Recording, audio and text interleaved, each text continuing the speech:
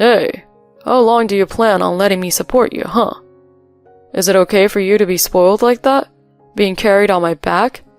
I'm not kind enough to let a parasite like you linger. He used to say things like this in the past, and my husband ended up taking an unbelievable action. I've decided to take an early retirement. Huh? Let's live happily together with your savings from now on. I had reached my limit. I told my husband the truth. He seemed to have some misunderstanding. My husband turned pale after hearing my words. No way. That can't be. My name is Kate, a 23-year-old office worker. It's been a year since I started working for the company I started working for after college. It's a busy job with a lot to learn. After a year had passed, I finally started to enjoy work. And in my private life, things were also beginning to be fulfilling. I got a boyfriend through a friend's introduction. I think it's a great match for you, Kate. That's how my friend introduced me to Thomas. Nice to meet you. I'm Thomas. The reason my friend and Thomas got to know each other was that they were both board game enthusiasts. My friend also started participating because of her boyfriend. It's been about 3 years now since Thomas and I became friends. I think someone like you, Kate, is more compatible with someone older. Thomas is 3 years older than you and works for a major company just like us. I showed him a picture of you and he said you were adorable. Huh? Wait, don't say that. No, you should tell her properly. But I don't want people to think I'm flirtatious. Don't worry, they won't think you're flirtatious or anything with those serious-looking glasses. I laughed watching the exchange between my friend and Thomas. He was easygoing enough to be teased by younger friends. I really liked him. Since then, he and I started meeting just the two of us. After work, we went for meals, and he looked really good in a suit. You look even more serious in a suit. Really? Well, I'm glad if it doesn't seem flashy at least. It doesn't look flashy. I can also tell from the way you talk and your vibe that you're serious. Today's restaurant looks really nice, doesn't it? Really? I'm glad if you're happy.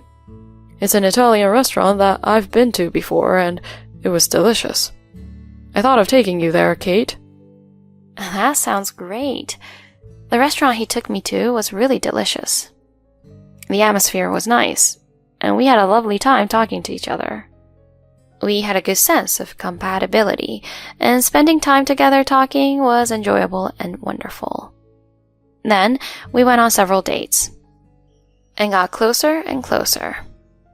Since we grew closer, we decided to go out. I'm happy that you two are together. Make sure to invite me to the wedding. Oh no, it's too early for marriage. Really? I feel like you two might get married. Being told that by a friend, I imagined our married life. Indeed, it seemed like every day would be enjoyable. But for this to work, both of our feelings had to be in sync. Even so, I continued the relationship, hoping to marry him someday. After about 3 years, he proposed to me. Even after 3 years with you, Kate, I still want to be together forever. So, will you marry me? Yes. Thank you very much. I was incredibly happy when he proposed to me. And so we decided to get married. We quickly went to meet each other's parents. Everything went smoothly, and we were able to have a wedding ceremony. Many friends and colleagues attended, making us very happy. The friend who introduced us was moved to tears. I'm glad we could share our happy moments with our friends. After a memorable wedding, we went on our honeymoon and started living together after returning. My newlywed life with him was very enjoyable. We spent very happy days off together, going for drives and trips. Then about a year after getting married, we had a child. We were blessed with a cute son. My husband and I named him Luke. Luke had adorable round eyes. Due to the pregnancy, I decided to quit my job. My husband insisted on working hard to support us. He expressed his desire for me to take care of household matters. I'll do my best at work. I think it's about time to entrust the household to you, Kate. Huh? Okay. I felt uneasy about my husband's tone. It seemed as if he was declaring that he wouldn't contribute to housework or childcare. Feeling anxious, I quit my job to prepare for childbirth. Unfortunately, my concerns turned out to be valid. My husband stopped helping with housework, citing that I was always at home. Even though I became a full-time housewife by quitting my job, there were times during pregnancy when I couldn't manage household chores due to poor health. Sometimes I couldn't even get up in the morning. In such situations, my husband would scold me with a stern expression. Hey, you're a full-time housewife, so why are you oversleeping? Sorry, I'm not feeling well. Don't make excuses. When you say not feeling well, do you mean you have a fever of around 104 degrees Fahrenheit? Do you need to go to the hospital urgently? No, it's not like that. But... Then don't say you're not feeling well. You're just being naive. Oh, come on. My husband unjustly got angry at me like that. It seems he couldn't forgive that breakfast wasn't prepared. But sometimes morning sickness makes me really sick. Cooking during those times was also tough. My husband never understood that. I knew there was nothing I could say to my husband. So when I was struggling during the day, I sought help from my mother. Fortunately, my parents' house was about a 10-minute drive from our home, so it was easy for my mother to come over. She took over the kitchen for me, preparing a lot of pre-made dishes. She also prepared items that could be stored in the freezer, so when I wasn't feeling well and couldn't cook, I just had to warm up the frozen dishes. That's how I survived my pregnancy chores. I didn't think my husband would behave this badly, but still, I figured that would change once the baby was born. When our child was born, my husband was very happy, and I thought he would cooperate in parenting. However, my expectations were quickly betrayed. When I returned home after giving birth with our son, my husband pointed to the piled-up laundry and ordered me to take care of all the chores. Do all the chores that piled up while you were in the hospital. Mom was here the other day, but couldn't come the day before yesterday, so the laundry and cleaning haven't been done. Also, I'm hungry, so make something. Thomas said this and plopped onto the sofa. He didn't seem to have any intention of soothing our son or helping with the housework. I sighed, moved our son to the crib after putting him to sleep, and then made lunch for my husband. After eating the pasta I made, my husband didn't bother to put the dishes away and lay down on the sofa, turning on the TV without lowering the volume. The noise woke up our son. Luke just woke up because of the loud TV. Can you lower the volume? Huh? Why do I have to take orders from you? Luke got startled by the TV sound. Then you comfort him and make him stop crying. But I have to do the laundry and cleaning now. Then do the housework while carrying him. I want to watch this show. Jeez. My husband never listened to my requests at all. Judging from this, he probably won't help with parenting either. I quickly gave up and did housework while carrying our son. Sometimes he cried, so I stopped doing chores to comfort him. Once he stopped crying, I resumed the housework, and this cycle continued. Meanwhile, my husband watched the TV the whole time. Moreover, when I glanced at him, he was sleeping on the sofa. This made no sense if he was just going to sleep while the TV was on. It was a waste of electricity. Irritated, I turned off the TV. My husband was sound asleep on the sofa. I thought about punching his face, but divorce or anything like that wasn't on my mind back then. It was still within 2 years of marriage, and our child had just been born. I hoped my husband would change someday, but there was no sign of that. As a result, I raised our child and managed the house by myself. It was tough, but no matter how difficult it was, I somehow got used to it by continuing. I decided to do everything by myself, finding ways to balance childcare and housework. I never let my husband complain about it. I always woke up early to prepare breakfast and made well-balanced meals with a variety of dishes for dinner. My husband never expressed dissatisfaction, but when our son turned 3, my husband suddenly said something like this. How long do you plan on having me support you? Huh? Is it okay for you to be spoiled like that, being carried on my back? Not kind enough to let a parasite like you linger. I couldn't believe my ears. Originally, it was my husband who wanted me to stay at home. So what does it mean for him to now tell me to work? Do you feel no shame relying solely on my income for our livelihood? My burden is too much. I want you to get a part-time job, and once Luke starts kindergarten, you'll have time to work too. My husband has said selfish things like that. Fine, I understand. I was actually thinking of saving a bit more. Huh? Are you saying my income is insufficient? I didn't say it was insufficient, just that it's normal. What?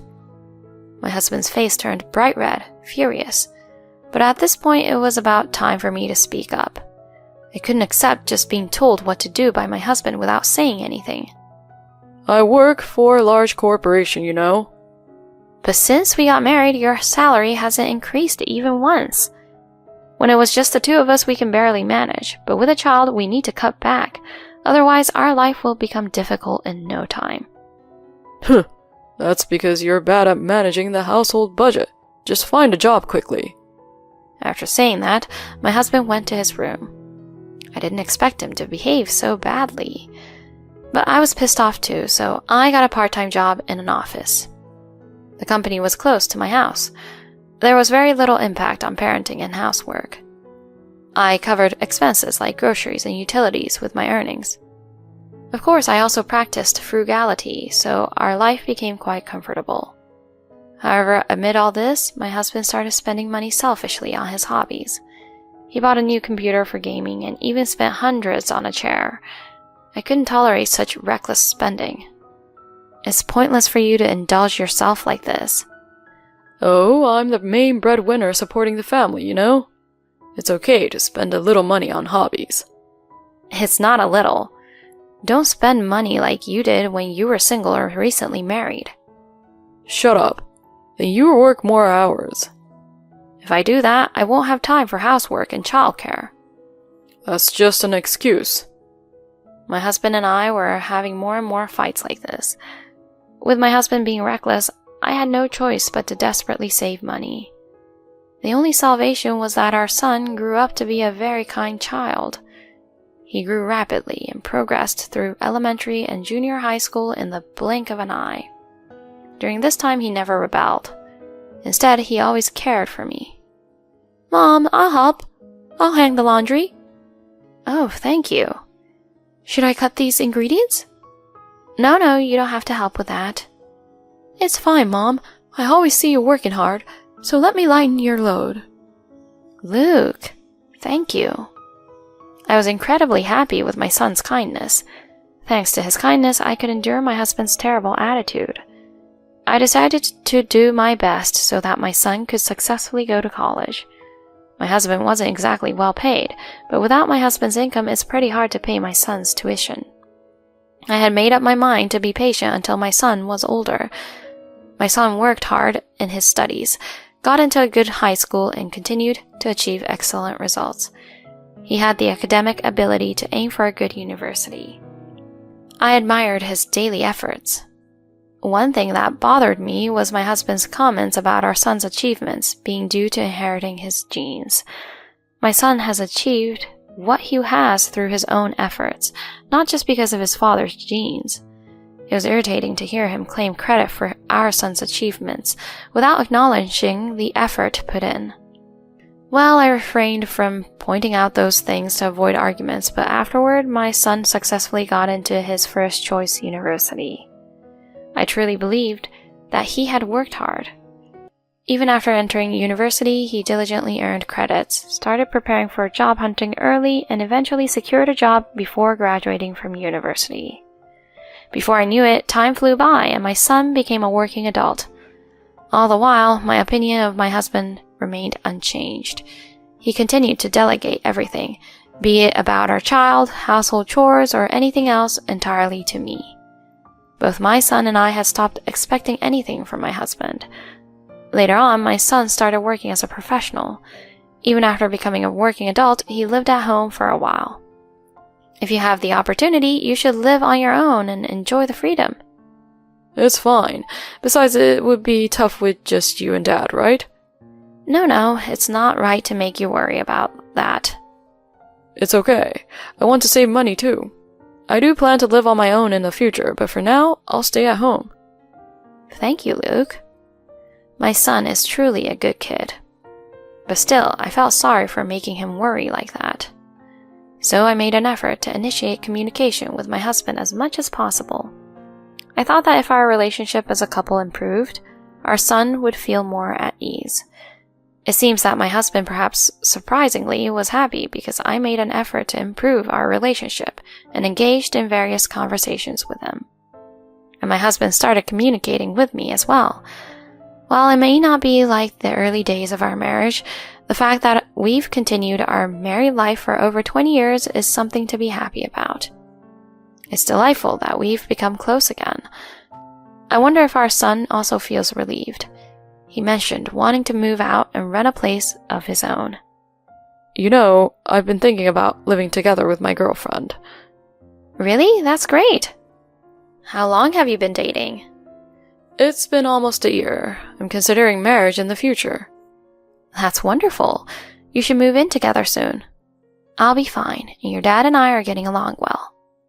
That's a relief. I was actually delighted to hear that my son has someone special in his life. After that, he moved out and started living with his girlfriend. He's already 27, so it wouldn't be surprising if they got married. I was excited at the thought of attending my son's wedding in the near future. My relationship with my husband wasn't bad. Despite ups and downs, we had been together for many years. I was beginning to think we would spend the rest of our lives together. However, about a year later, something happened that would disillusion me with my husband once again. The trigger was the death of my father. A few years ago, my mother passed away, and my father lived alone in our family home. Recently, his health had been deteriorating, and he had been in and out of the hospital. I was deeply worried. Eventually, my father's condition worsened, and he passed away while hospitalized. I was devastated. My father had always been my emotional support. He was kind-hearted and took care of me, always considerate. My son also loved my father dearly. Both my son and I couldn't stop crying at the funeral. However, during the funeral, my husband made a surprising statement. Speaking of which, your father was a landlord, right? So he had quite an estate, huh? Huh? Why are you bringing this up out of the blue? I'm talking about the inheritance. It's an important matter, isn't it? Since you're the only daughter, you inherit all of the estate, right? Can we not talk about the inheritance right now? I'm mourning my father's death, and I want to bid him a proper farewell. What's with the anger? I thought this was an important discussion. If you think this is an appropriate time to bring up inheritance, then you're mistaken. Huh? I think it's a perfectly appropriate time. If you really think so, then it's absurd. During the important funeral of my father, my husband and I ended up having a fight. My son intervened and separated us, putting an end to the argument. However, my feelings towards my husband suddenly turned cold. I thought we had finally built a good relationship, but in the end, my husband was still only thinking about himself. And so, amidst the awkwardness, my husband and I spent our days. I couldn't leave the house immediately, so I endured these days patiently. However, in the midst of this, an unexpected event occurred. I was remembering something my husband once told me. He used to say things like, "How long do you plan to let me support you?" He used to say things like this in the past, and then he took unbelievable actions. I retired early, Kate. Huh? At first, I couldn't understand what he said. Why did you retire early? From now on, let's live happily and comfortably with your savings. Saying that, my husband lay down on the sofa. I had had enough. My savings, you mean to say you're going after my inheritance, right? Going after? That's ridiculous. It's our money. My husband started saying such things. I informed him of a certain fact. You seem to be misunderstanding something. The inheritance won't go to you, you know. Huh? What are you talking about? It's common assets, isn't it? Enough already. I don't know what you're misunderstanding, but I've realized that continuing our married life is difficult. Let's get a divorce. Huh? Divorce? Yes, I don't want to live with you anymore. Then, as part of the property division, hand over half of the inheritance you received. So, how many times do I have to say that you're wrong? My father's inheritance is not subject to property division. Huh? Upon hearing my words, my husband turned pale. No way. It can't be. It should go to me, right? No, it's all mine. Besides, the inheritance will be split evenly between me and Luke. Dad's inheritance belongs to both me and Luke. Then let's cancel the divorce. No, if you refuse the divorce, I'll fight in court. Court? My husband was frightened by the mention of court. Finally realizing that I was serious, he reluctantly agreed to the divorce. So we ended up divorcing. However, my ex-husband didn't fully understand that I had been saving money all along. In addition, he didn't really understand that I had been working full-time to support the family since my son was in high school. Due to that, although his household income significantly decreased all at once, it seems he continued his extravagant spending habits, causing money to rapidly disappear. With minimal savings and a reduced income, maintaining the previous spending habits would result in a rapid deficit. My ex-husband ended up in debt, facing financial hardship. And now that his son has cut him off, he has no one to turn to. It's all the result of his own actions.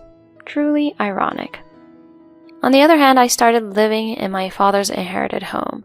With permission to remodel, I transformed the aging house into a comfortable haven. The house has been transformed into a very comfortable home. I'm currently enjoying peaceful and serene days. My son recently got engaged to his girlfriend, and they came to share the news.